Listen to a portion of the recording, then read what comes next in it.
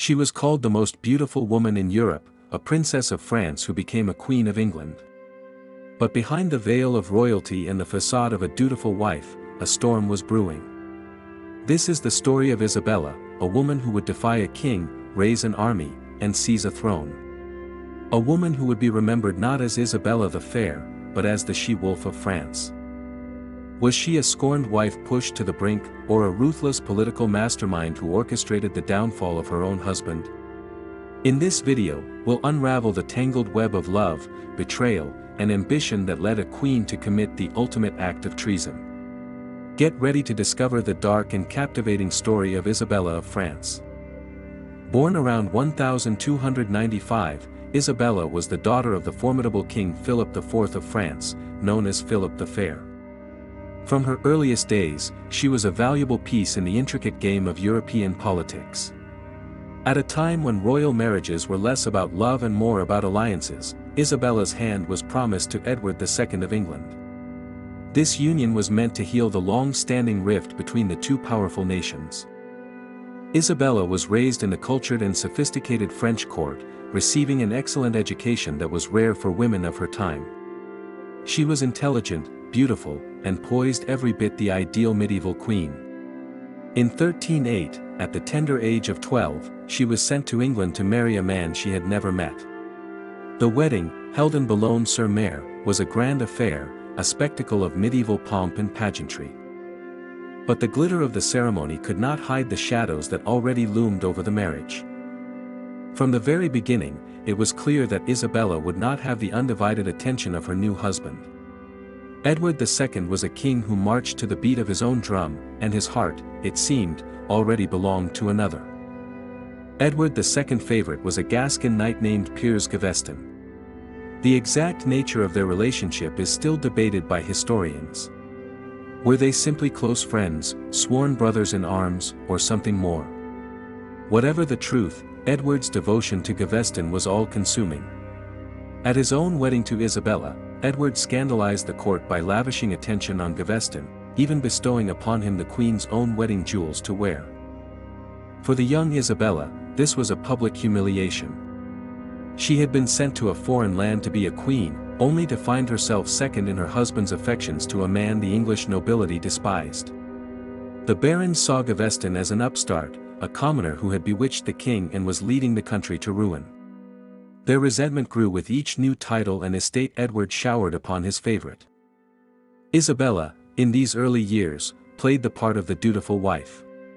She even seemed to form a working relationship with Gaveston, perhaps recognizing that he was the key to her husband's favor. For a time, she acted as a mediator between the king and his disgruntled nobles, a calming influence in a court teetering on the brink of civil war.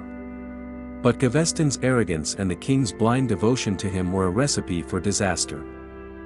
The barons' patience wore thin, and in 1312, they took matters into their own hands, capturing and executing Gaveston. Edward was devastated, but for a time, it seemed that the cloud over his marriage to Isabella had lifted. With Gaveston gone, the royal couple grew closer, and they would go on to have 4 children, including the future Edward III. For over a decade, they presented the image of a united front, with Isabella earning a reputation as a wise and capable queen. But the peace was not to last. In the wake of Gaveston's death, a power vacuum emerged at court.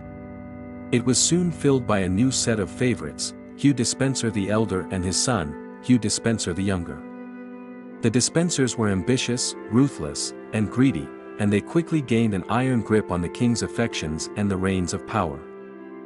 Hugh Despencer the younger, in particular, became Edward's new confidant and advisor. He was everything Gaveston had been and more. His influence over the king was absolute, and he used his position to enrich himself and his family, seizing lands and titles with impunity. The Despensers' rapacious ambition alienated the nobility and created a new wave of discontent throughout the kingdom. For Isabella, the rise of the Despensers was a turning point. They were not just a political threat, they were a personal one. The Despensers saw the queen as a rival for the king's favor and sought to isolate her. They had her French servants dismissed, confiscated her lands, and even took her children from her care. Isabella, the proud daughter of a French king, was now a virtual prisoner in her own court, stripped of her power and dignity. Her marriage, which had shown promise after Gaveston's death, was now in ruins. The king, under the sway of the Despensers, turned a blind eye to his wife's mistreatment. The once loving and supportive relationship had curdled into one of neglect and hostility. Isabella's pleas to her husband fell on deaf ears. She was alone, and she was angry. In 1325, a diplomatic crisis between England and France provided Isabella with an unexpected opportunity. Tensions had flared over the English-held territory of Gascony, and Isabella, as the sister of the French king, Charles IV, was sent to her homeland to negotiate a peace treaty. Edward and the Despensers likely saw this as a convenient way to get the queen out of the way. They could not have foreseen that they were sending their most formidable opponent into the arms of their enemies. Once in France, Isabella successfully negotiated a truce. But when she was summoned back to England, she refused to return. In a dramatic public gesture, she declared that she would not set foot in England as long as the serpent Hugh Despenser was at her husband's side. She portrayed herself as a wronged wife, a victim of the Despensers' treachery, and her cause quickly gained support among the English exiles who had fled to France. It was during this time that Isabella's path crossed with that of another of the Despensers' enemies, Roger Mortimer. A powerful and charismatic marcher lord, Mortimer had been imprisoned in the Tower of London for his opposition to the king but had made a daring escape to France. United by their common hatred of the Despensers, Isabella and Mortimer formed a powerful alliance. It is widely believed that their political partnership soon blossomed into a passionate love affair. With the French king's tacit approval, Isabella and Mortimer began to plot their return to England, not as supplicants, but as conquerors. In September 1326, Isabella and Mortimer, with the young Prince Edward in tow, set sail for England with a small army of mercenaries. They landed on the coast of Suffolk and were met with surprisingly little resistance. The English people, weary of the Despensers' misrule and Edward's incompetence, flocked to the Queen's banner. The invasion was a stunning success. Edward and the Despensers, who had underestimated the depth of the Queen's resolve and the extent of their own unpopularity, were caught completely off guard. The king's support melted away, and he was forced to flee London. The Despensers, both father and son, were captured and subjected to gruesome public executions. With her enemies vanquished, Isabella's victory was complete.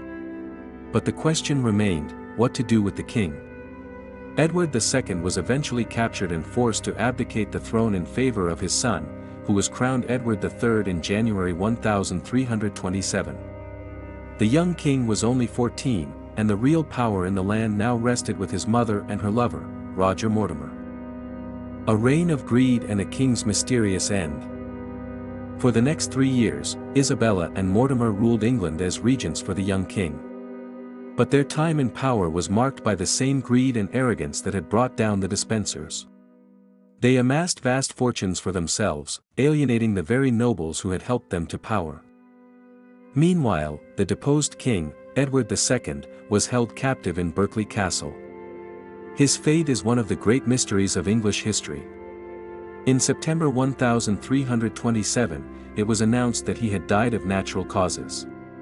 However, rumors soon began to circulate that he had been murdered on the orders of Isabella and Mortimer. The most lurid of these tales, which may have been a later invention, claimed that he was killed with a red-hot poker, a gruesome end that was seen as a fitting punishment for his alleged homosexuality.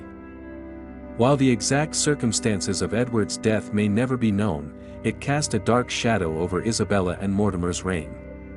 The she-wolf had not only deposed her husband, she was now suspected of his murder. As Edward III grew older, he began to resent the power wielded by his mother and her lover. He was a young king in name only, and he was determined to rule in his own right. In 1330, at the age of 17, he staged a daring coup. With a small group of loyal companions, he entered Nottingham Castle through a secret tunnel and arrested Mortimer. Mortimer was charged with treason and, despite Isabella's desperate pleas for his life, was executed. The she-wolf's reign was over. Isabella was now at the mercy of the son she had placed on the throne. Edward III, however, showed his mother a surprising degree of leniency. She was not imprisoned or executed, but was instead forced into a comfortable retirement.